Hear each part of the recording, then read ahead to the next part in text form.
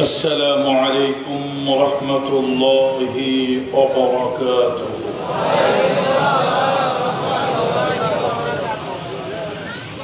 سبحانك لا علم لنا إلا ما علمتنا إنك أنت العليم الحكيم. رب اشرح لي صدري ويسر لي أمري واحلل عقدة من لساني يفقهوا قولي. رب زدني علما ويسرا وتسليما. خير. نحمده ونستعينه ونستغفره ونؤمن به ونتوكل عليه ونعوذ بالله من شرور أنفسنا ومن سيئات أعمالنا. من يهده الله فلا مضل له ومن يضلله فلن تجد له وليا مرشدا. ونشهد أن سيدنا وسندنا ومولانا وأولانا وطبيب قلوبنا محمد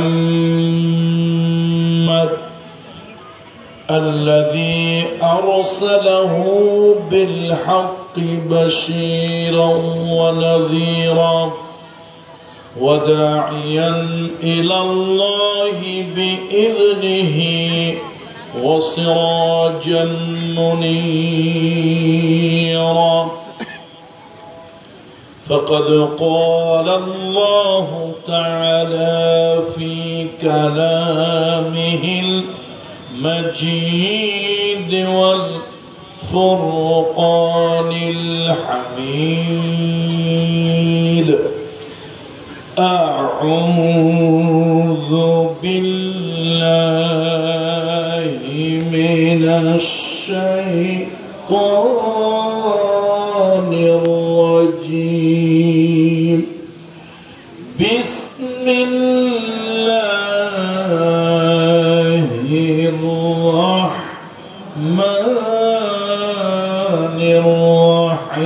الرحيم. الحمد لله رب العالمين. وقال الله تعالى في آيات أخرى: وما أرسلناك إلا رحمة للعالمين. وقال الله تعالى في آيات أخرى: وما هو إلا ذكر للعالمين. آمنت بالله إن الله وملائكته يصلون على النبي يا أيها الذين آمنوا صلوا عليه وسلموا تسليما. اللهم صل على محمد وعلى آل محمد كما صليت على إبراهيم وعلى آل إبراهيم إنك حميد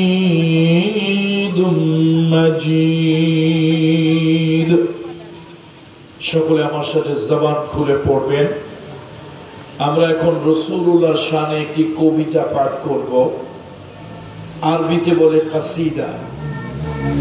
এই কাসিদা রচনা করেছেন অনন্য প্রতিভার অধিকারী সুফি কবি, মরমী কবি, আধ্যাত্মিক কবি আল্লামা শেখ সাদী রহমতুল্লাহ আলাইহি। আমরা সেই জগৎ বিখ্যাত আধ্যাত্মিক কবি, মরমী কবি, তার অনন্য প্রতিভার লেখা সেই জগৎ বিখ্যাত কাসিদা সকলে সমবেতভাবে সম্মিলিতভাবে পড়ছি। অনেকে এটাকে দুরুদ মনে করে পড়েন, নিঃসন্দেহে এটি একটি বেদাত আমল। এটা রাসূলুল্লাহর শানে একটি কবিতা। বালাগাল উলা বিকামালিহি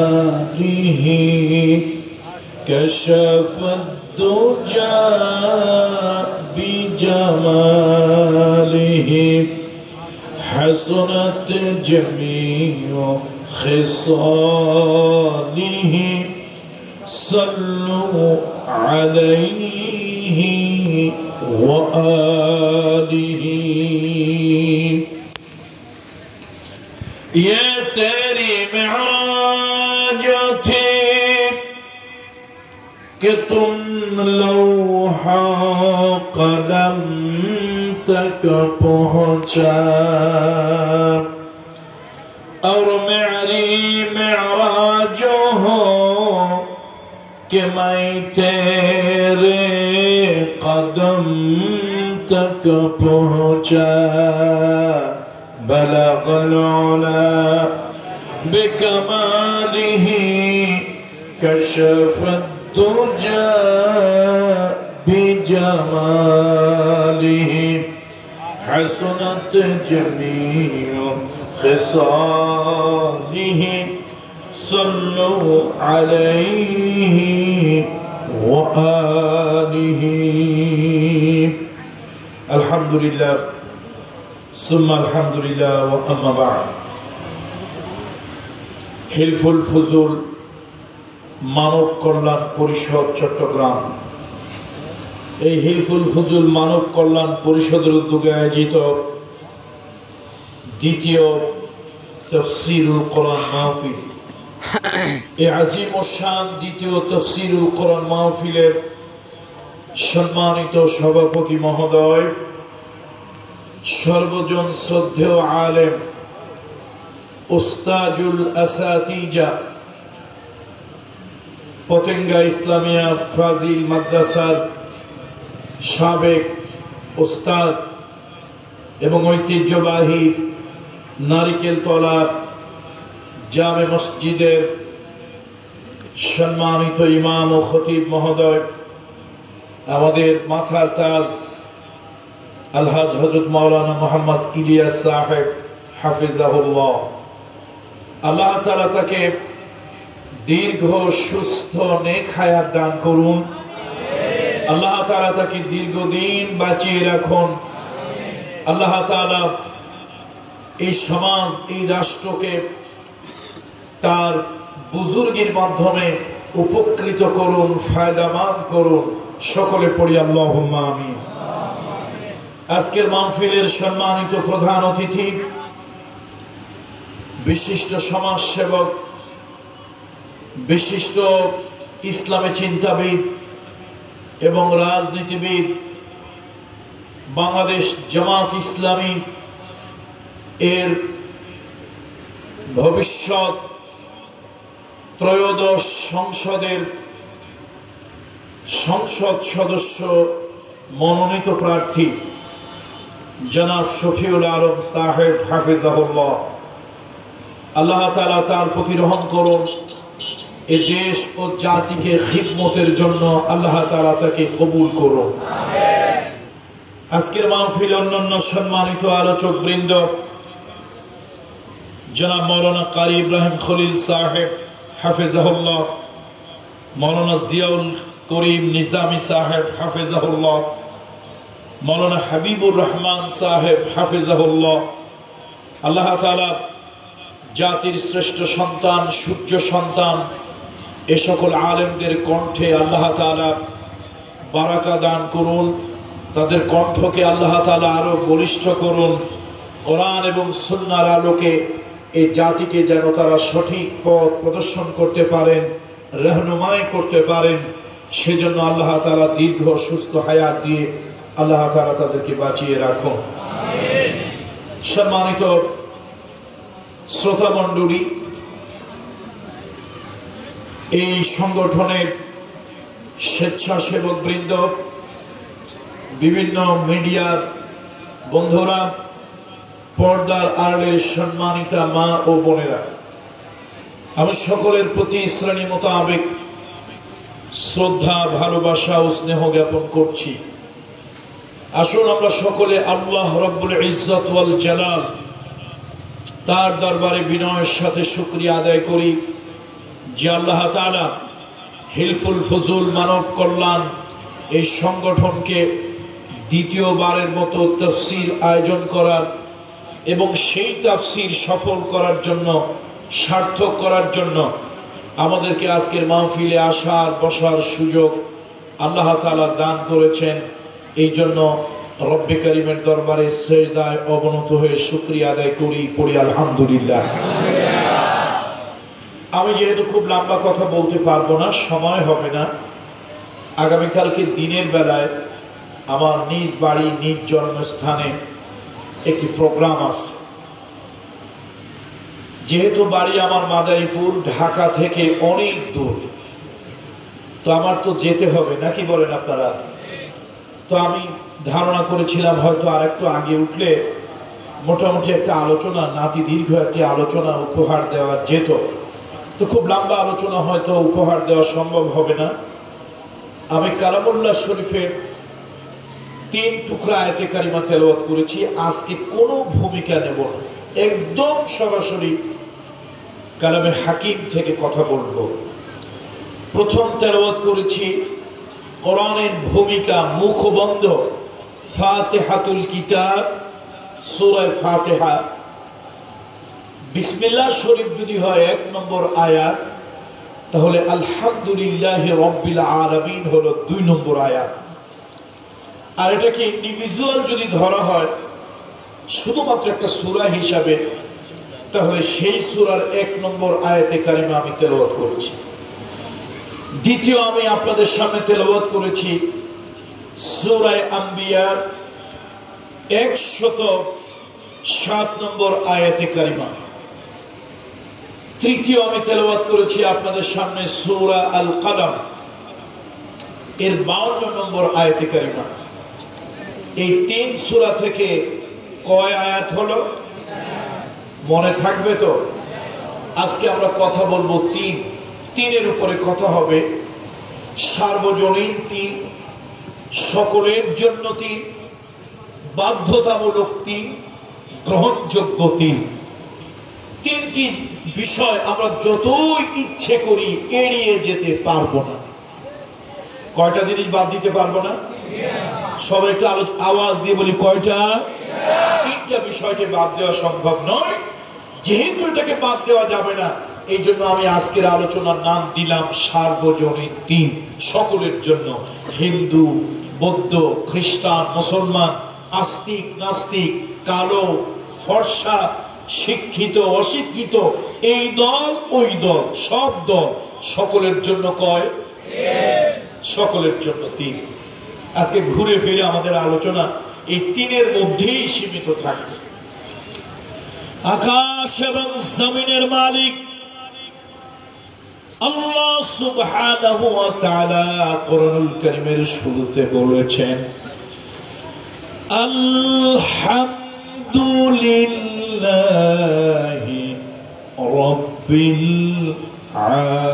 আলামিন।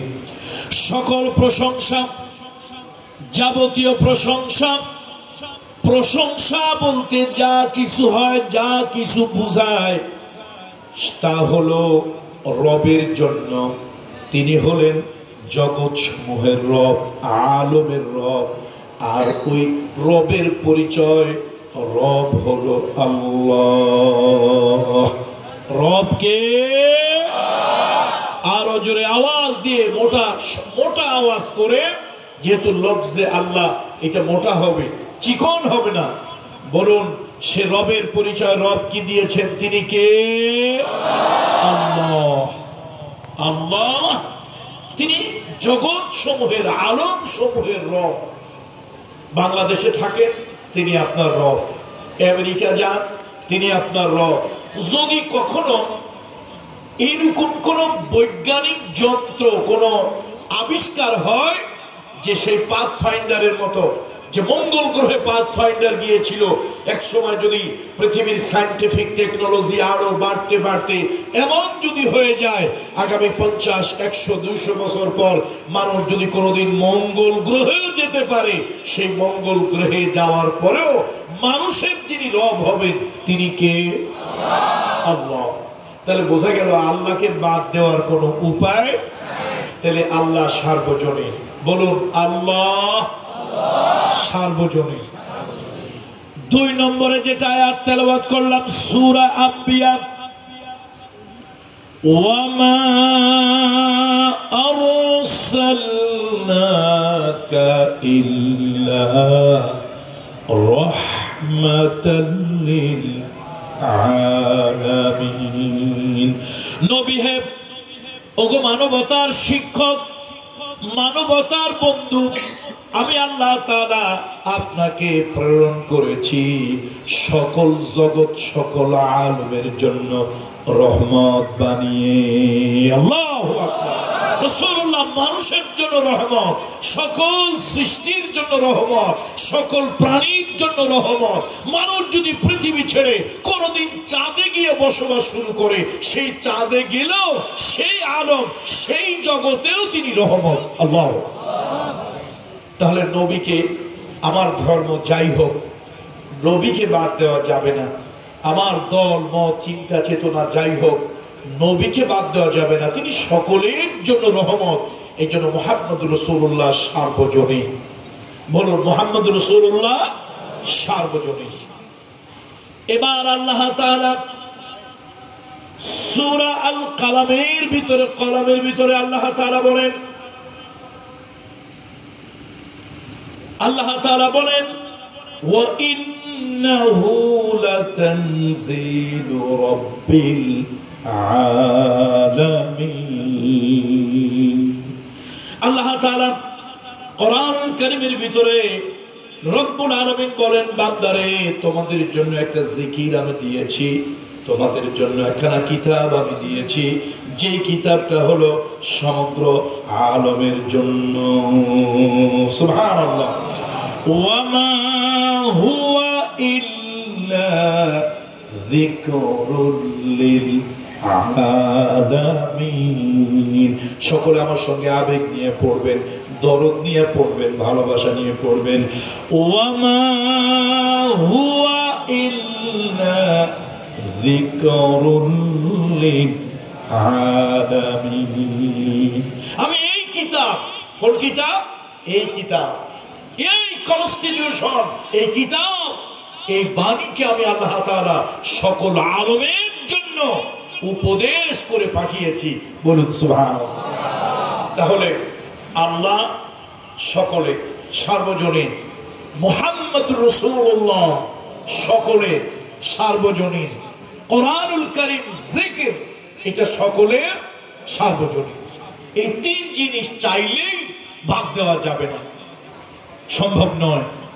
আল্লাহ, আল্লাহু আকবার। রব, আল্লাহ হচ্ছেন রব, রব্বিল আলামিন। আল্লাহ তাআলা একবার মুসাকে বললেন, মুসা তুমি ফেরাউনের কাছে একটু দাওয়াত নিয়ে যাও, তাওহীদের দাওয়াত। এখন ফেরাউনের কাছে দাওয়াত নিয়ে যাবে। মুসা আলাইহিস সালাম বলেন, আল্লাহ আপনি তো আমার মেজাজ টেজাজ জানেন যে আমি একটু গরম মেজাজের মানুষ, এই ফেরাউন উল্টা পাল্টা কথা বললেই তো আমার মেজাজ গরম হয়ে যাবে। আল্লাহ কয়, না মুসা, দাওয়াতি কাজ একটু নরম ভাষায়, গরম ভাষায় নয়, নরম ভাষায়, মুলায়ম ভাষায়, সুন্দর মার্জিত ভাষায় দাওয়াতি কাজ হওয়া দরকার। তুমি যাও। কয়, আল্লাহ উল্টা পাল্টা কথা বললেই তো ফেরাউন আমার মেজাজ গরম হয়ে যাবে, আমি তো নিজেরে ধরে রাখতে পারবো না, কন্ট্রোল করতে পারবো না। আল্লাহ আপনি একটা কাজ করেন, আমার ভাই হারুন তাকে আপনি নবী বানায় দেন, তার মেজাজ টেজাজ ঠান্ডা আছে, সে রাগ হইল সহজে চটে না, চেতে না, নোয়াখালী কয় মাতে না, তো সহজে সে এরকম চেতবে না, চলবে না। আল্লাহ আমি একটু তাসবিহ তাহলিল জিকির করব, আমার ভাই দাওয়াত দেবে। আল্লাহ তাআলা মুসা আলাইহিস সালামের দোয়ায় দুইজন ব্যক্তিকে আল্লাহ তাআলা নবী বানিয়ে দিয়েছেন। একজন হলেন তার ভাই হারুন আলাইহিস সালাম, আরেকজন ছিলেন তার একজন তালিবুল ইলম খাদেম। যখন ওই যে খিজির আলাইহিস সালামের সঙ্গে মুসা আলাইহিস সালাম দেখা করতে যাবেন, সেই খিজির আলাইহিস সালামের সাথে দেখা করতে যাওয়ার সময় একাকি যাবেন, বিশাল পথ, অজানা পথ, অচেনা পথ, তিনি যাবেন পাহাড় সাগর সমুদ্র পাড়ি দিয়ে যাবেন। তার কাছে কেমন লাগে? আল্লাহর কাছে বলেন আমার একজন খাদেম দেন, মঞ্জুর করেন। আল্লাহ তার একজন খাদেম মঞ্জুর করলেন এবং এই ব্যক্তিকেই পরবর্তীতে তিনি দোয়া করেছিলেন, আল্লাহ তাআলা তাকে পয়গম্বর বানিয়ে দিলেন। তার নাম হলো ইউশা বিন নূন। আল্লাহ তাআলা আমাকে সৌভাগ্য দিয়েছিল, গত বছরের আগের বছর আমি জর্ডানে গিয়েছিলাম। জর্ডানের ক্যাপিটাল সিটি আম্মান থেকে বেশ দূরে এবং বাইতুল মুকদ্দাস মসজিদে আকসার মাত্র 25 থেকে 30 কিলোমিটার দূরে, সেখানে এই পয়গম্বরের কবর জর্ডান সফর করেছিলাম। ভাগ্য চক্রে আল্লাহ তাআলার মেহেরবানি এই পয়গম্বরের কবর আমার জিয়ারত করার সৌভাগ্য হয়েছিল। তো মুসা আলাইহিস সালামকে আল্লাহ তাআলা কার কাছে যেতে বললেন দাওয়াত নিয়ে? ফেরাউনের কাছে। ফেরাউন তো আগে থেকেই দাবি করে বসেছে আনা রব্বুকুমুল আ'লা, আমি তোমাদের খোদা, তবে যেন তোর খোদা নয়, বড় খোদা। আচ্ছা আপনারা বলেন তো ফেরাউন কি খোদা না হুদা? ভাই দুনিয়ার নকল জিনিসের ঠাটবাট বেশি হয়। দেখবেন মুরগির ডিম দেয়, একটা ডিমের দাম 10 টাকা 15 টাকা, বেশি থেকে বেশি হইলে 20 টাকা। মুরগি একটা ডিম পাড়ার পরে একটা আওয়াজ দেয়, কর কর করে একটা আওয়াজ দেয়, সাউন্ড দেয়, মনে হয় পুরো গ্রামের লোক শুনতে পারে আর সারা পৃথিবীকে জানায় দেয় আমি তোমাদেরকে দামি একটা জিনিস দিলাম। আসলে জিনিসের দাম কয় টাকা? সর্বোচ্চ বেশি থেকে বেশি হইলে 20 টাকা। এই 20 টাকার ডিম দিয়া মুরগি যা ভাত দেখায়, যে আওয়াজ দেয়, মনে হয় সারা পৃথিবী রাজ্যটাকে জয় করে ফেলেছে। অথচ পাশের বাড়ি পাশের ঘরে গরু একটা বাছুর দিয়েছে, বাচ্চা দিয়েছে, বাচ্চা প্রসব করেছে, 1000 টাকা না, দাম লাখ টাকা। পাশের ঘরের লোক টের পায় নাই, গরু এরকম একটা মিছিল দেয় নাই, চিৎকার দেয় নাই, মাইক ফাটা আওয়াজ দেয় নাই, দিলাম তোমাদেরকে লাখ টাকার সম্পদ, এরকম আওয়াজ দিছে কখনো? তাহলে 20 টাকার জিনিস দিয়ে অনেক কড়কড়ানি ফড়ফড়ানি, কিন্তু লাখ টাকার জিনিস দিয়ে চুপচাপ, কথা নাই। এই পৃথিবীতে দেখবেন যারা নকল জিনিস, 2 নম্বর জিনিস, তারা চিল্লায় বেশি। কথা ঠিক না? নকল জিনিস কি করে?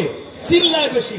এক মহিলা তো চিৎকার চেঁচামেচি সারা পৃথিবীতে জানাই দিল, ছাত্ররা দেশে দেশে আগুন লাগাইছে, সেই আগুন নিবানোর জন্য হেলিকপ্টারে পানি উঠাইয়া আমি পানি ছিটাইয়া আগুন নিবাইছি। শয়তান চিন্তা করে এটা আর কি, কেমন শয়তান? আমি যেরকম শয়তান, ও তো আমার থেকে বড় শয়তান। আরে আমি তো আদম আর হাওয়ারে মিথ্যা কথা বলছিলাম, ঠোঁট কাঁপছে, কলিজা কাঁপছে, চোখ কাঁপছে, গলা কাঁপছে, কথার দিলের মধ্যে গলার মধ্যে আটকে গেছে। এই মহিলা কোটি কোটি মানুষের সামনে, টেলিভিশনের ক্যামেরার সামনে মিথ্যা কথা কয়, গোটা পৃথিবী দেখলো, বন্দুকের গুলি ছুড়লো, সাউন্ড গ্রেনেড ছুড়লো, আর সে বলতেছে পানি দিয়ে আগুন নিবাইছি। আল্লাহ, এরকম শয়তান, এরকম ঠাস ঠাস করে মিথ্যাবাদী যে দেশে আছে, সে দেশে আমার মতো শয়তান না থাকলেও চলবে। বোন তোর ঠ্যাং দুইটা আগায় দে, আমি একটু কদম মুসি করি, এ দেশ ছেড়ে আমি চলে যাই। তো দুনিয়ায় 2 নম্বর যারা, তাদের চিল্লাচিল্লি একটু কি হয় বলেন তো? বেশি হয়। এখন ফেরাউন যদি ছোট খোদা দাবি করত, তাও একটা কথা ছিল। দাবি করছে কোন খোদা? আনা রব্বুকুমুল আ'লা, আমি তোমাদের সবথেকে বড় খোদা। এখন মুসা আলাইহিস সালাম করে এরকম কথা শুনলে মুসা নবীর যে রাগ, ওই যে কিপ্তিদের একটা লোক শাসন করতে, বাপ মা শাসন করে না বাচ্চা কাচ্চা, আমাদের ওস্তাদ, আমাদের শিক্ষক, আমাদের টিচার, আমরা উল্টা পাল্টা করলে একটু শাসন করে না? মুসা আলাইহিস সালাম আসলে মারার জন্য না, একটু শাসন করার জন্য ছোট্ট একটা থাপ্পড় দিছে। নবুয়তি জালালি শক্তি তো, এক থাপ্পড়ে জায়গায় শেষ। এখন চিন্তা করুন, ফেরাউনরে একবার, ফেরাউনে তো থাপ্পড় দিয়ে চোখ কানা বানায় ফেলানোর কায়দা হয়েছিল। আল্লাহ কয় মুসা যাও, ভাইকে নিয়ে যাও, হারুনকে নিয়ে যাও, দাওয়াত দাও। এখন মুসা ইসলাম যখন দাওয়াত নিয়ে গেছে, ফেরাউন অবাক হয়ে অ্যাস্টনিশ হয়ে পয়গম্বর মুসা ইসলামকে জিজ্ঞেস করছে, এ মুসা, তোমার আর তোমার ভাই হারুনের রব কে? ফামান রব্বুকুমা ইয়া মুসা, ও মুসা, তুমি আর তোমার ভাই হারুনের রব কে? মুসা আলাইহিস সালাম এমন সুন্দর একটা জবাব দিলেন, এত দামি একটা জবাব দিলেন, আল্লাহ তাআলার কাছে পছন্দ হলো।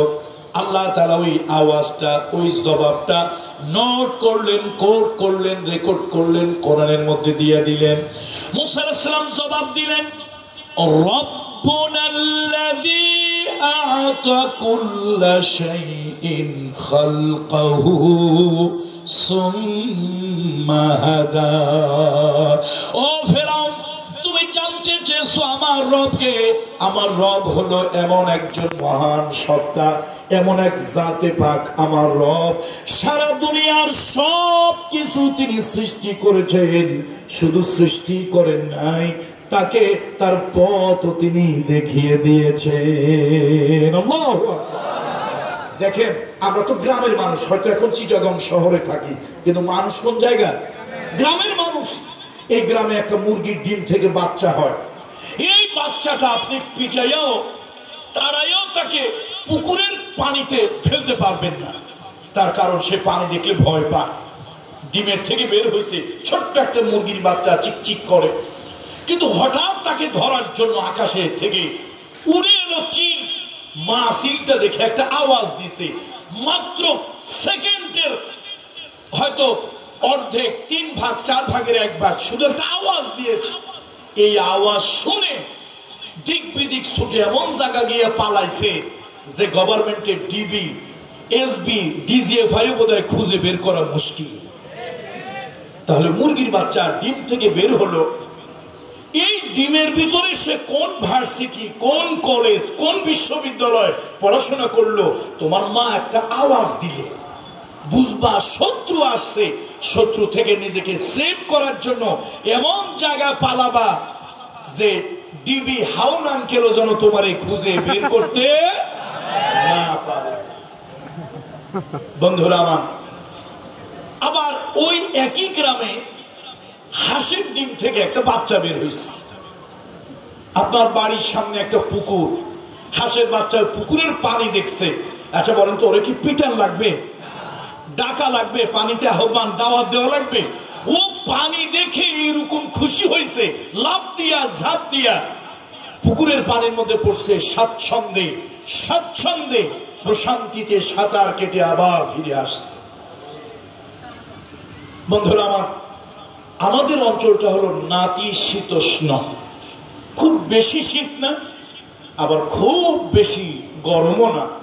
কিন্তু পৃথিবীর অনেক জায়গা আছে এত শীত, এত শীত, শীতে নদীর পানি জমাট বেঁধে, আমাদের এই রাস্তা দিয়ে যেরকম গাড়ি চলে, ট্রাক চলে, শীতে পানি জমাট বেঁধে এরকম শক্ত হয়ে যায় যে তার উপর দিয়ে গাড়ি, ট্রাক, মানুষ চলতে পারে। ওই সাইবেরিয়ার পাখি, শীত আসবে, পানি জমাট বেঁধে শক্ত হয়ে যাবে। ওই সাইবেরিয়া থেকে সে রওনা হয়েছে এমন একটা দেশে যাবে যে দেশে অধিক পরিমাণে শীত নাই, অধিক পরিমাণে ঠান্ডা নাই, পানি জমাট বেঁধে বরফ হয় না। এমন একটা দেশে আসবে, হাজার হাজার কিলোমিটার পথ সে পাড়ি দেবে। সে কোনো কলেজে, বিশ্ববিদ্যালয় পড়ে নাই, ভূগোল পড়ে নাই, সে জ্যামিতি পড়ে নাই, অঙ্ক পড়ে নাই, সে তার কাছে কম্পাস কাটা নাই। সে কেমন করে হাজার হাজার মাইল পাড়ি দিয়া জাহাঙ্গীরনগর বিশ্ববিদ্যালয়ে সুন্দর একটা লেক আছে, ঢাকার চিড়িয়াখানায় সুন্দর একটা লেক আছে, ফয়েজ লেকে চিটাগংয়ে সুন্দর একটা লেক আছে, ওই লেকের পানিতে চলে আসলো হাজার হাজার মাইল পাড়ি দিয়া। কে তাকে ভূগোল শিখালো? কে তার দিক নির্দেশনা শিখাই দিল? এই পথে যদি এই পথে যদি তুমি উড়ে উড়ে যাও, তাহলে তুমি একটা নাতিশীতোষ্ণ দেশে চলে যেতে পারবে। আর কেউ নয়, ওই মুরগির বাচ্চা, হাঁসের বাচ্চা, ওই যে অতিথি পাখি সাইবেরিয়া থেকে বাংলাদেশে এলো 1000 মাইল পাড়ি দিয়া, সে কোনো কলেজ বিশ্ববিদ্যালয় পড়ে নাই, পড়া দরকার হয় নাই, তাকে তার যিনি রব তিনি তাকে রাস্তা শিখায়া দিয়েছেন। আল্লাহু আকবার। এই জন্য ফেরাউনের প্রশ্ন ছিল মুসা আলাইহিস সালামের কাছে, এই মুসা, আমি তো বড় খোদা। মুসা কয়, বেটা তুই কি খোদা না হুদা? খোদা না হুদা তা তো আমি জানি, ছোটবেলা আমরা ইংরেজিতে পড়েছিলাম এমটি ভেসেল সাউন্ড মার্স, কলসিটা যদি খালি হয়, শূন্য হয়, এটা একটু বাজে বেশি। দুনিয়ার শূন্য খোদারা, খালি খোদারা, 2 দিনের ক্ষমতার খোদারা, 2 দিনের শেয়ারের খোদারা ঠাটবাট বেশি, আওয়াজ দেয় বেশি, মুরগির মতো কড়কড়ানিটা বেশি। কথা ঠিক কিনা বলে? কামারে অস্ত্র বানায়, কুড়াল বানায়, খন্তা বানায়, বাজারের এক মাথা থেকে আর এক মাথা আওয়াজ শোনা যায়, হাড়ু থুড়ু। কথা ঠিক না? খন্তা কুড়ালের দাম 500, 600, 700, কিন্তু 2.5 লক্ষ টাকার অর্নামেন্টস বানায় স্বর্ণকার। পাশের দোকানে আওয়াজ শুনতে পাচ্ছেন? আওয়াজ শুনতে পাচ্ছেন না? এই জন্য দুনিয়ার এই সস্তা জিনিস, দুনিয়ার কিছু অল্প দামি জিনিস, 2 দিনের ক্ষমতার জিনিস, এগুলোর একটু ঠাটবাট বেশি। তো ফেরাউন তো বড় খোদা, ছোট না, আবার বড় খোদা বলছে, দাবি করছো তো আমি তো দেশের খোদা, সব তো আমার হুকুমেই চলে। এই মুসা, তুমি আর তোমার ভাই হারুন কোন খোদার দাওয়াত নিয়ে আসছো আমার কাছে? কয়, বেটা তুই তো নকল খোদা, আমি আসছি অরিজিনাল খোদার দাওয়াত নিয়ে। তো সে খোদাকে, সেই রবকে মুসা আলাইহিস সালাম কি সুন্দর জবাব দিলেন, রব্বুনাল্লাযী আ'তা কুল্লা শাইইন খালকাহু সুম্মা হাদা। রব তো তিনি শুধু সৃষ্টি করেন নাই, এই সৃষ্টির যেখানে যেমনটি যা দরকার সব তিনি দিয়েছেন, তিনি হলেন রব। বন্ধুরা আমার, এখন বিজ্ঞানের যুগ, আকাশে স্যাটেলাইট আছে, কিন্তু এক সময় আকাশে কোনো স্যাটেলাইট ছিল না। জাহাজ রাতের বেলায় চলবে, নাবিকেরা কেমন করে জাহাজে পথ চলবে? আল্লাহ তাআলা ওই আকাশের ভিতরে কিছু তারকা দিলেন, তারকা দেখে দেখে নাবিক ডাইনে বামে পথ চলে। বিশাল সমুদ্র, যেদিকে তাকায় কোনো কিছু দেখা যায় না, 1000 মাইল, শত শত মাইল শুধু পানি। আকাশের তারকা দেখে, চুম্বকের উত্তর মেরু দক্ষিণ মেরু দেখে পথ চলে, তার ডেস্টিনেশন গন্তব্যে চলে যায়। এখন তো বিজ্ঞানের টেকনোলজির চরম যুগ। এক সময় প্লেন আবিষ্কার হলো, এত বৈজ্ঞানিক যন্ত্রপাতি ছিল না, আকাশে চলতো এই কম্পাস কাঁটা দেখে। আবার কেউ পাহাড়ে মরুভূমিতে হারায় গেলে তার জন্য একটা প্রকৃতির পথ ওখানে বানানো আছে। ওই মানুষটা যেন পাহাড়ে মরুভূমিতে হারায় গিয়া হাঁটতে হাঁটতে তার জিন্দেগি যেন শেষ না হয়ে যায়, লোকটা যেন মারা না যায়, এই জন্য জঙ্গলের ভিতরে আর এই জন্য সাগরের ভিতরে আল্লাহ তাআলা কিছু গিরিপথ, ওই পাহাড়ের ভিতরে গিরিপথ তৈরি করে দিয়েছে। আমার চিটাগংয়ের ভাইরা, আজকের মাহফিলের উপস্থিত শ্রোতা, যে আল্লাহ তাআলা নাবিককে জাহাজ নিয়ে পথ চলার জন্য সাগরের ভিতরে তারকা সৃষ্টি করে দিলেন আকাশে, ওইটা দেখে সাগরে চলে। যে আল্লাহ কম্পাসের উত্তর দক্ষিণ মেরু দিয়ে দিলেন, যেন জাহাজটা জাপানে যেতে গিয়া, উড়ো জাহাজ প্লেনটা জাপানে যেতে গিয়া আমেরিকা সুইজারল্যান্ড যেন চলে না যায়, সেজন্য তার গন্তব্যে যেতে পারে পথ দেখে দেখে। আমার প্রশ্ন হলো, যে আল্লাহ তাআলা মুরগির বাচ্চাকে পথ দেখাইলেন, বাঁচানের রাস্তা দেখাইলেন, হাসির বাচ্চাকে পথ দেখাইলেন, বাঁচানের রাস্তা দিলেন, পাহাড়ের ভিতরে, সাগরের ভিতরে, মরুভূমির ভিতরে যে আল্লাহ তাআলা পথ দেখাইলেন, আপনি আমি 60 বছর 70 বছর, এই 60 বছর 70 বছরের জিন্দেগিতেই দুনিয়ায় চলবো। আল্লাহ আমার রব, আল্লাহ তাআলা আমাকে চলার জন্য পথ দেখাইছেন না দেখান না? পথ কি আল্লাহ দেখাইছে? ওই আল্লাহর দেওয়া পথ দিয়ে আমরা সমাজ চালাতে চাই, আল্লাহর দেওয়া পথ দিয়ে রাষ্ট্র চালাতে চাই, আল্লাহর দেওয়া পথ দিয়ে অর্থনীতি চালাতে চাই। জোরে বলুন ঠিক কিনা? এই সহজ কথা যারা বোঝো না, তোমাদের মতো পাগল ছাগলের জন্যই পৃথিবী না। আমি কি খুব কঠিন ওয়াজ করছি যে মাস্টার ডিগ্রি লোক ছাড়া বুঝবে না, এরকম কঠিন কোন ওয়াজ করছি? একদম ক্লাস 1-2 বাচ্চাও বুঝবে, সহজ কথা। মুরগির বাচ্চার জন্য যে পথ দিল, হাঁসের বাচ্চার জন্য পথ দিল, পাহাড়ে সিপায় গুহায় হারায় গিয়ে জীবনটা চলে না যায় সেখানেও একটা ব্যবস্থা যিনি করে দিলেন। মহাসমুদ্রে চলতে গিয়ে আমার জন্য পথ হারায় না যায় সেখানে একটা পথ তিনি বদলে দিলেন। আর আমার 60 বছর 70 বছরের জীবনে বিয়ে শাদী কেমনে করব, চাকরি নকরি কেমনে করব, ক্ষেত কামার কেমনে করব, মিছিল প্রতিবাদ করা লাগলে কেমনে করব, কারো আইন মানতে হলে কেমনে মানবো, কারো আইন বর্জন করতে হলে কেমনে বর্জন করব, কাউরে ক্ষমতায় উঠাইতে হলে কেমনে উঠাবো, আবার যদি বাড়াবাড়ি করে ক্ষমতা থেকে জোতা পেটা করে কেমনে নামাইতে হয়, তার ব্যবস্থা আল্লাহ তাআলা এই কালামুল্লাহর হাদিসের ভিতরে দিছে কি দেয় না? তাহলে তিনি আমার রব, তিনি সার্বজনীন। তিনি কি বলুন? সার্বজনীন, আমার জন্য পথ দিয়েছে। তবে আল্লাহ তাআলা তিনি সকলের রব, প্রতিপালক। প্রতিপালনের ক্ষেত্রে তিনি আস্তিক নাস্তিক কালো ফর্সা সবার জন্য তিনি। যদি আল্লাহ তাআলা শুধুমাত্র মুসলমানদের আল্লাহ হতো তাহলে আল্লাহ তাআলা নিজের পরিচয়টা কোরআনের ভিতরে এইভাবে দিতেন, আলহামদুলিল্লাহি রাব্বিল মুসলিমিন, আলহামদুলিল্লাহি রাব্বিল মুমিনিন, আলহামদুলিল্লাহি রাব্বিল মুত্তাকিন। আল্লাহ তাআলা রব, প্রতিপালনকারী। আল্লাহ তাআলা আল্লাহর যে মানে তারও তিনি খাওয়ান, আল্লাহকে যে মানে না তাকেও তিনি খাওয়ান। পৃথিবীর মানুষের যার যেই ধর্ম হোক না কেন, একটা মানুষকে তিনি রব, তিনি রব, তিনি রব, তিনি প্রতিপালনকারী। একটা মানুষকে তিনি না খাওয়ায় রাখেন না। ইব্রাহিম খলিলুল্লাহ তার একটা স্বভাব ছিল, তিনি মেহমান ছাড়া কোনো খাবার খেতেন না। একদিন সকালবেলায় রাস্তায় রাস্তায় হাঁটে, মেহমান নাই। রাস্তায় রাস্তায় হাঁটে, মেহমান নাই। অনেক খোঁজাখুঁজির পর বেলা হয়ে গেল, তিনি একটা মেহমান পেলেন। মেহমানকে ধরলেন, ধরে বললেন, চলো আমার বাড়িতে, আমি তো মেহমান ছাড়া কোনো খাবার খাই না, চলো আমার বাড়িতে। ইব্রাহিম খলিলুল্লাহ সেই সুন্নাত এখনো জারি আছে, এখনো জারি আছে। এখনো একটা শহরে প্রতিদিন খাবার রান্না করা হয়, 4500 বছর ধরে ওই শহরে চুলা জ্বলে এবং মেহমানদের জন্য খাবার হয়। বিভিন্ন মেহমান মুসাফির প্রতিকেরা এসে খেয়ে যায়। এখন পর্যন্ত চুলা বন্ধ হয় নাই, আর কিয়ামত পর্যন্ত চলবে।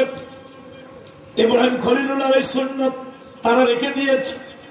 ইব্রাহিম খলিলুল্লাহ লোক একটা পেল, তাকে নিয়ে বাড়িতে গেল, দস্তরখানা বিছানো হলো, খাবার আনা হলো। এবার ইব্রাহিম খলিলুল্লাহ বললেন, খাও, ফাদল বিসমিহি তাআলা, মহামহিম আল্লাহর নাম নিয়ে তুমি শুরু করো। লোকটা অবাক হয়ে গেল, সেজন্য আসমান থেকে পড়লো, কয় আল্লাহ কি? আমি তো আল্লাহ তাআলা মানি না। নাউজুবিল্লাহ বলবেন না? ইব্রাহিম খলিলুল্লাহ কয়, তোমার আমার যিনি রব সেই আল্লাহ, আমি হলাম তার নবী। কয় আমি তো আল্লাহই মানি না, নবী তো পরের কথা। আস্তাগফিরুল্লাহ। আচ্ছা বলেন তো, এই কথা শুনলে আপনার আমার মেজাজ কি গরম হয় না ঠান্ডাই থাকে? তো আপনার আমার মেজাজ যখন গরম হয়, নবীর মেজাজটা গরম হইতে পারে না? মেজাজ গরম হয়েছে, ঘাড়ের মধ্যে হাত দিয়ে কর, আল্লাহ হারিক যা এখান থেকে, তোরে যেন আর না দেখি। বেটা, নবীর সাথে তুই এক দস্তরখানায় এক সোফরায় নবীর সাথে খেতে বসবি, খাবি, তুই আল্লাহর নাম নিয়ে খেতে পারবি না? লোকটাকে আমি আল্লাহ পরকালে গুলো বিশ্বাস করি না, যা বিশ্বাস করি না সে নাম নিয়ে আমি খাবো না, খেতে পারি না। লোকটা চলে গেছে। আল্লাহ তাআলা ডাক দিলেন, ইব্রাহিম, ও ইব্রাহিম, এই বান্দাকে কেন তুমি তাড়িয়ে দিলে? আয় আল্লাহ তাআলা এই জন্য তাড়িয়ে দিলাম, পয়গম্বরের সাথে সে খাবে, নবীর সাথে খাবে, কিন্তু আল্লাহ তাআলা আপনার নাম নিয়ে খাবে না, এই জন্য তারা তাড়িয়ে দিয়েছি। আল্লাহ তাআলা বলে, ইব্রাহিম 40 বছর ধরে এই লোকটা আমাকে রব বলে স্বীকার করে না, আমাকে বিশ্বাস করে না। তার ধারণা হলো যা দেখি না তা বিশ্বাস করি না। ইব্রাহিম, আমি রিজকের মালিক, রাজ্জাক, আমি হইলাম রব। আমি তার রিজিক দান করি। এই যে আমারে অস্বীকার করলো, অবিশ্বাস করলো, মানলো না, 40 বছরের জন্য, 40 বছরের ভিতরে এক বেলা এক ওয়াক্তের জন্য এই লোকটাকে আমি না খাওয়াইয়া রাখলাম না। অর্ধাহারে অনাহারে আমি রাখি নাই। আমি রব সকলের জন্য। যাও, আজকের এই আমি আল্লাহ তাআলা রিজক প্রত্যেকের জন্য মকসুম করেছি। আর রিজকু মকসুমুন, রিজক বন্টন করা হয়ে গেছে। সুতরাং এর মধ্যে আমি তার রিজিক রেখেছি, তার তাকদীরে এর খাবারের ভিতর তার সকালের নাস্তা। যাও ডেকে নিয়ে আসো। ইব্রাহিম খলিলুল্লাহ লোকটাকে খুঁজতেছে, অনেক খোঁজাখুঁজির পর পেয়ে গেল। ভাই চলো আমার বাড়িতে। কয় না, তুমি আমাকে অসম্মান অপমান করে তাড়িয়ে দিয়েছো, আমি তোমার বাড়ি যাব না। না চলো চলো। লোকটা আসতে চায় না, অনেক বলার পরে লোকটা আসলো। সে খাবার বললো, তোমার বিশ্বাসেই তুমি খাও, আমার রবের নাম নিয়ে খেতে হবে না। লোকটার ভিতরে কিউরিসিটি, কৌতূহল জাগলো। ইব্রাহিম খলিলুল্লাহ, এই খাবার থেকে তো আপনি আমাকে তাড়িয়ে দিয়েছিলেন, তাহলে আপনি আমাকে কেন তাড়িয়ে দিলেন? আবার কেন আমাকে আদর যত্ন করে আনলেন, বসালেন, খেতে বললেন, আমার বিশ্বাসেই খেতে বললেন? বলে, শোনো, তোমাকে যখন তাড়িয়ে দিয়েছি, আমার যিনি রব তিনি বলেছেন আমি তো রব সবার জন্য, আমি সবাইকে খেতে দেই, নিরাপত্তা দেই, জীবন দেই, মরণ দেই। তো আমি তো তার খাবার আমি এখানে নির্ধারণ করে রেখেছি।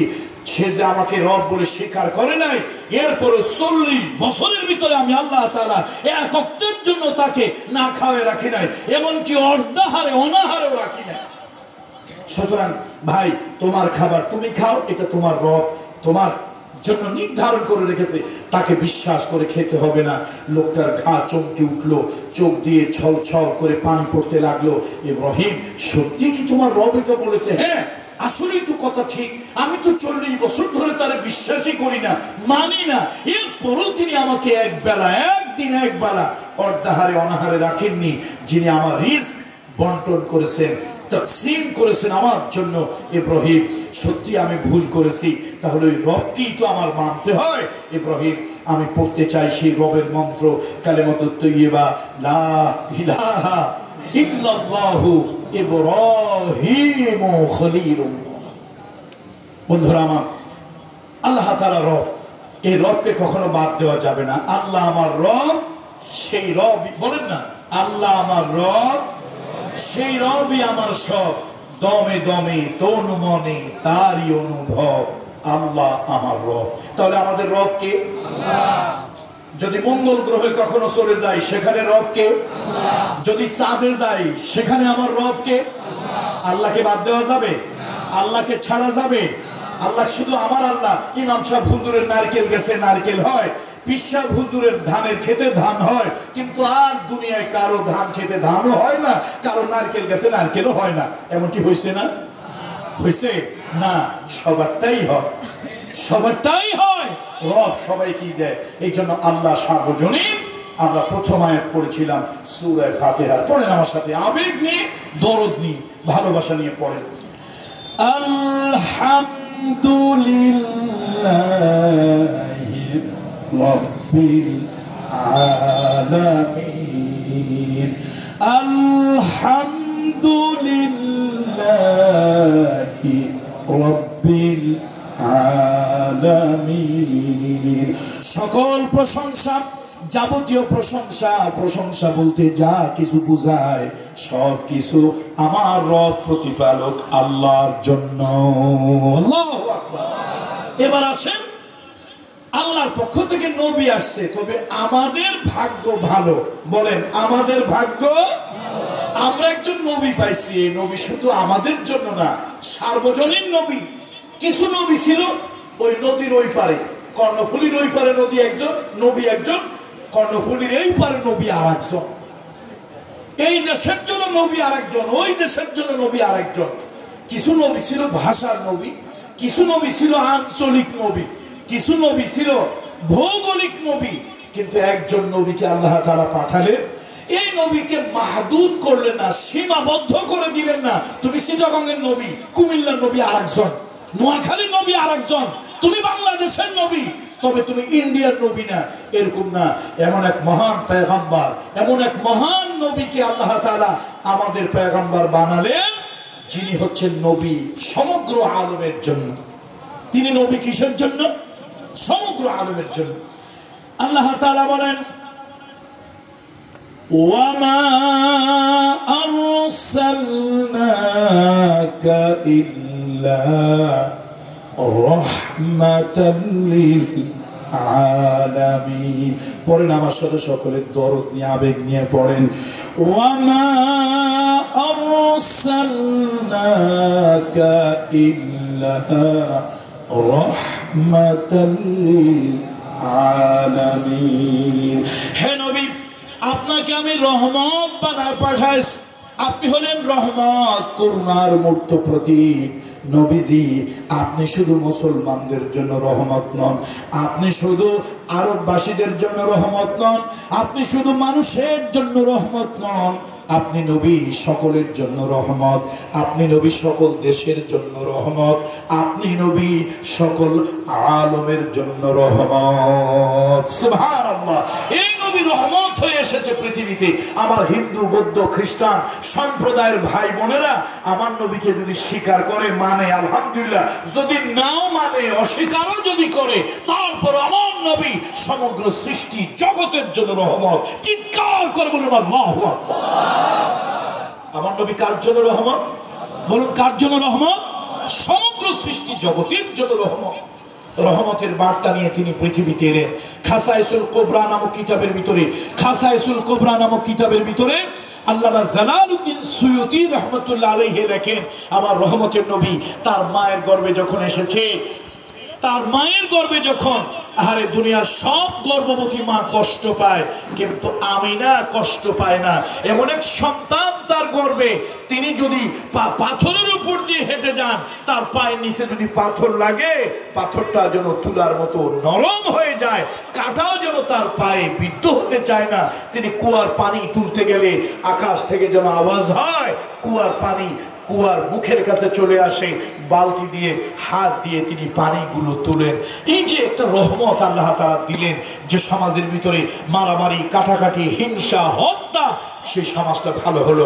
দেখেন হালিমাতুস সাদিয়া, হালিমাতুস সাদিয়া তাকে নিয়ে গেলেন ওই বনু সাদে, তায়েব, মক্কা থেকে তায়েব শহর যত দূর, তায়েব শহর থেকে হালিমাতুস সাদিয়া সেই বনু সাদ অত দূর, এত বিশাল দূরে আল্লাহ তাআলা তাকে নিলেন।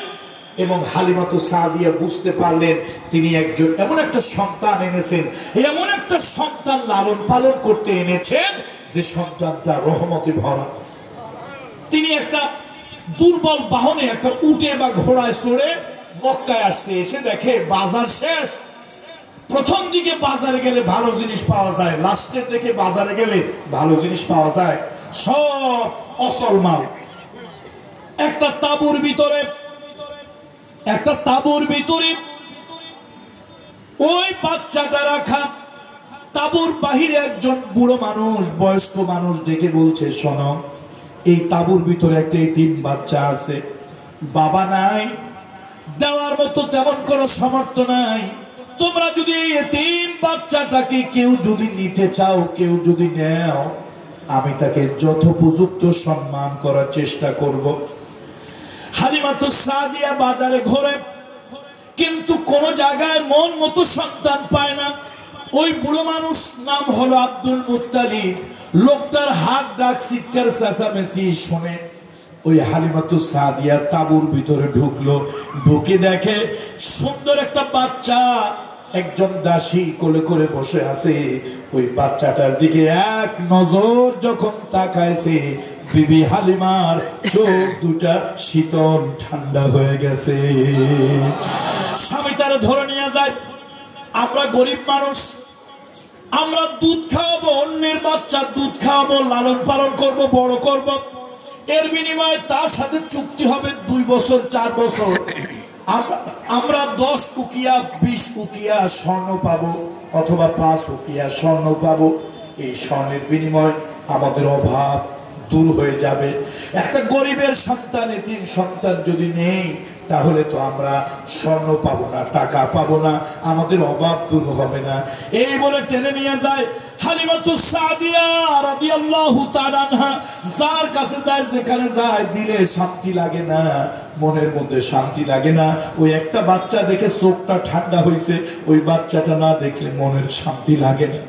আবার চলে এলো তাঁবুর ভিতরে, বলল স্বামী একবার অনুমতি দাও, বাচ্চাটার একটু কোলে নিয়ে দেখি কেমন।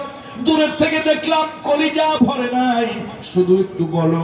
এবার বাচ্চাটা কোলে নিল। বাচ্চাটা যেই কোলে নিয়েছে, রহমতের নবীকে হালিমাতুস সাদিয়া যখন কোলে নিয়েছে, আমার মনে হয় তার কলিজার যত জ্বালা যন্ত্রণা ছিল সব ঠান্ডা হয়ে গেছে।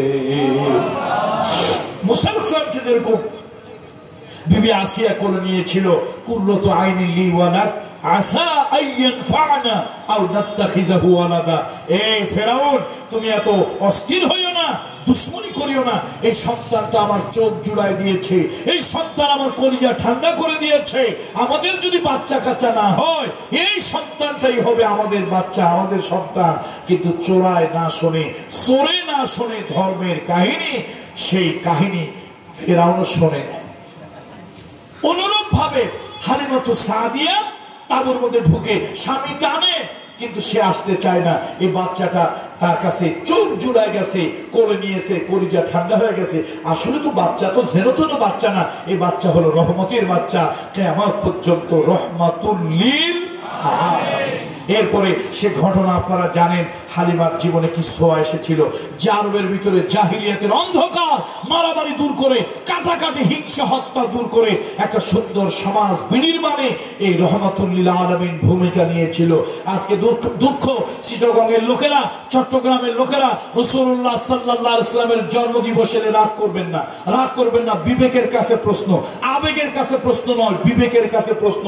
রাসূলুল্লাহর জন্মে আপনি আবেগী হলেন, আবেগ আপ্লুত হলেন, ওই আপনি হন, আমি হন। রহমতের নবী, তার জন্ম, পৃথিবীতে আগমন, যে খুশি না, ও তো মানুষই না, ও তো একটা জানোয়ার।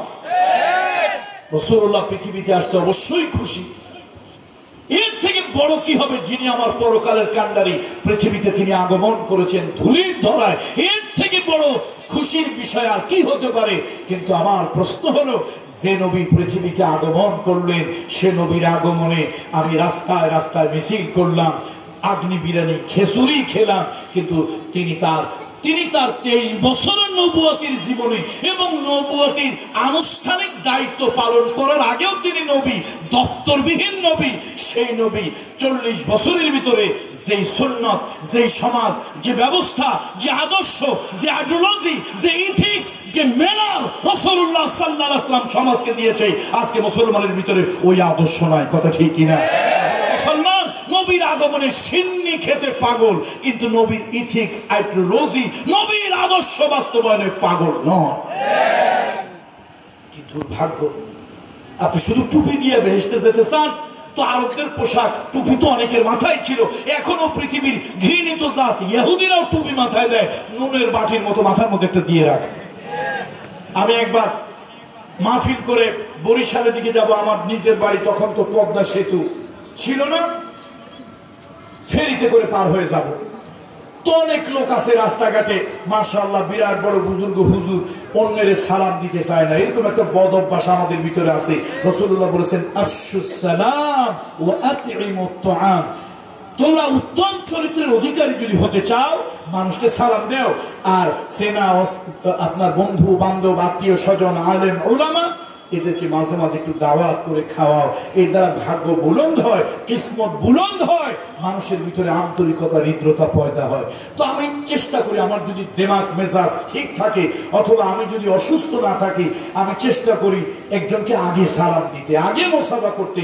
আমার অহংকারটাও কমে যাক, আর নিজের ভিতরে অহংকারটা না হোক, একটা মানুষের সাথে একটা সম্পর্ক হোক। তো ফেরিতে আসতে দেরি হবে, গাড়ি থেকে নামলাম, ফেরির পল্টনে গিয়ে দাঁড়ালাম, দেখলাম মাশাআল্লাহ বিরাট বড় এক বুজুর্গ ব্যক্তি, টুপি আছে, বিরাট বড় পাঞ্জাবি টাঞ্জাবি আছে। সালাম দিয়া একটু মুসাফা করার জন্য এগিয়ে গেলাম, গিয়ে দেখি এই গলার মধ্যে ঝুলানো আপনার ক্রস, যিশু খ্রিস্টের ক্রস। কাছে গিয়ে বুঝলাম লোকটা হচ্ছে একজন খ্রিস্টান পাদ্রী।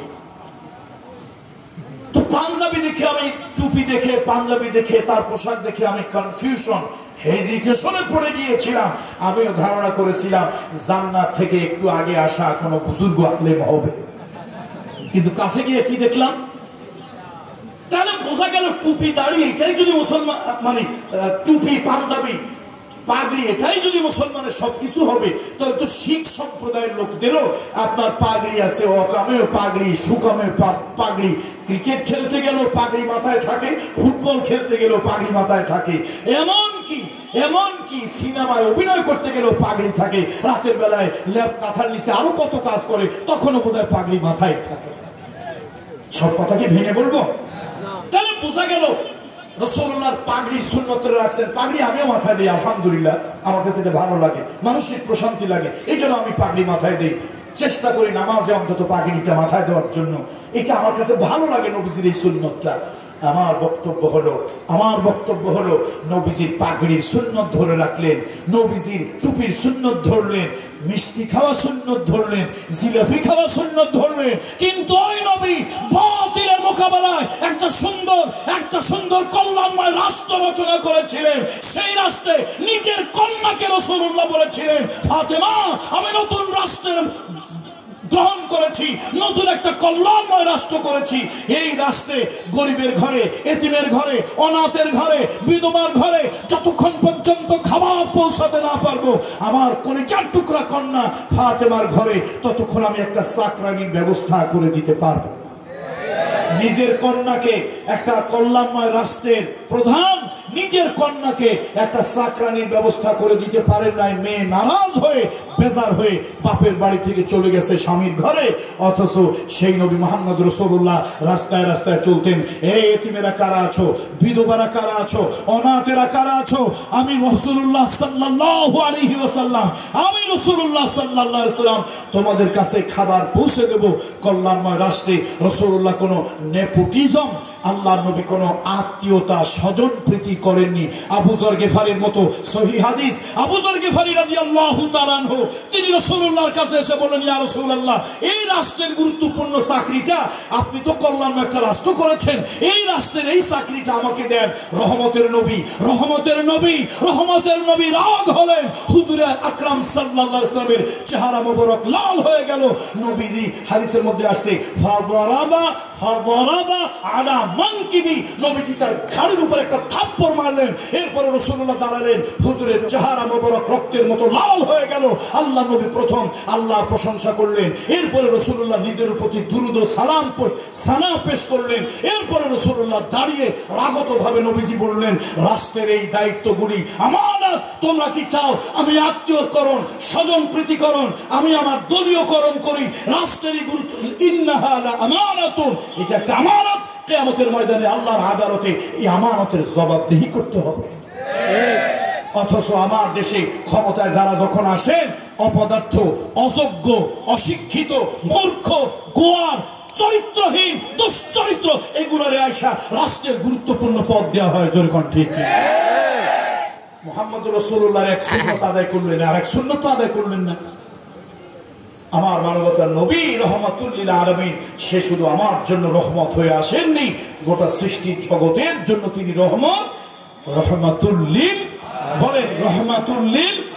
সুতরাং এই পৃথিবী শুধু নয়, যদি কোনোদিন বিজ্ঞানের আবিষ্কার হয় 50 বছর আগে আপনি আমি কল্পনা করি নাই, তার সারা টেলিফোন, লেপের তলে, কাঁথার তলে শুয়ে শুয়ে স্ত্রীর সাথে কথা বলবো, বন্ধুর সাথে সুখ দুঃখের কথা বলবো, 50 বছর আগে আমরা কল্পনা করি নাই যে তার ছাড়া এরকম একটা ছোট্ট জিনিস এটা আবার হাতে নিয়ে কানের কাছে নিয়ে কথা বলা যাবে। 50 বছর পরে পৃথিবীতে অ্যান্ড্রয়েড আবিষ্কার হলো, মুঠোফোন আবিষ্কার হলো, তার নাই সংযোগ নাই, তার আর সংযোগ ছাড়া লেপ কাঁথা কম্বলের নিচে শুয়ে শুয়ে কথা বলি। 50 বছর আগে যা কল্পনা করি নাই, এখন সেটা বাস্তব হতে পারে। আগামী 50, 100, 200 বছর পরে মানুষ এই পৃথিবী ছেড়ে মঙ্গল গ্রহ যেতে পারে, যদি যায়। বলেন যদি তো ওই জায়গা গিয়া তার নবী কে হবে? ওই জায়গায় গিয়ে তার নবী হবে মুহাম্মাদুর রাসূলুল্লাহ। আল্লাহ কয় আমি আল্লাহ রুবুবিয়তের সীমা যতদূর, আপনি রাহমাতুল লিল আলামিন, আপনার নবুয়তের সীমা ঠিক ততদূর। আমি আল্লাহ যার রব, আপনি তার জন্য রহমত। আমি আল্লাহর সৃষ্টি যতদূর, আমি তার রব, আর আমার সৃষ্টি যতদূর ততদূরের জন্য আপনি হলেন নবীর রহমত। বলুন সুবহানাল্লাহ। তাহলে আল্লাহরে যেরকম বাদ দেওয়া যায় না, নবী মুহাম্মদুর রাসূলুল্লাহকেও বাদ দেওয়া। তাহলে পড়েন আমার সাথে সবাই, রাসূলুল্লাহকে যখন বাদ দেওয়া যাবে না, পড়েন ওয়ামা আরসালনাকা ইল্লা রাহমাতাল লিল আলামিন। আল্লাহ তাআলা তার ব্যাপারে